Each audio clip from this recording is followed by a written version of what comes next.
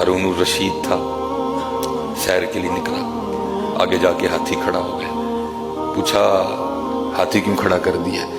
عرض کی حضور آگے سڑک میں حضرت بہلول بیٹھے ہیں۔ اس نے کہا ہاتھی نیچے بچھایا، آگے دیکھتا کیا ہے حضرت بہلول نہ زمین پہ لکیریں لگا رہے ہیں اور پھر خود ہی لکیروں کو نہ کہہ کے مٹا رہے ہیں۔ بڑی حیرانگی ہوئی، یہ ویرانوں میں رہنے والا بازار میں کیا کر رہا ہے؟ پوچھا بہلول خیر تو ہے، آج ویرانے چھوڑ کے بازار کیا کرنے آئے؟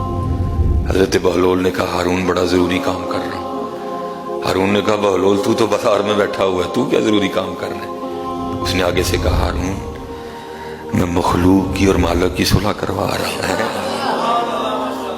رمضان ہے اس لیے آیا کہ صلح کرنی، یہ رمضان کی بھی بدماشی کرنی ہے۔ ہاں حضرت ابھی ہمارا کو صلح والا موڈ نہیں نظر آ رہا مجھے، ابھی بدماشی پہ اترے نہیں، صلح کرو یار، نہ بھاگو مسجدوں سے، کیا نکالنا گھر میں سے؟ 11 ماہ گزارے نہیں اسی گھر میں، رمضان میں بھی گھر میں ہی رہنا ہے۔ کہا میں مخلوق کی مالک کی صلح کروا رہا ہوں۔ آگے سے ہارون پوچھتا ہے بہلول صلح ہوئی کہ نہیں؟ کہا وہ تو مانتا ہے، یہ نہیں مانتے ہیں۔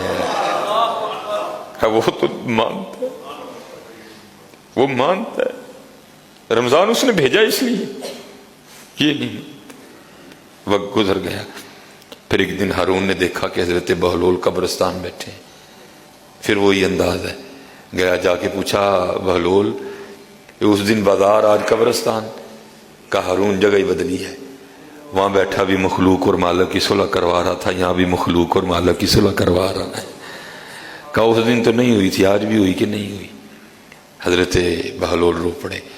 آپ نے فرمایا ہارون آج یہ تو مانتے ہیں، اب وہ نہیں مانتا ہے، مندہ جی یار منا لو، مندہ جی حضرت انہوں مناؤ حضرت۔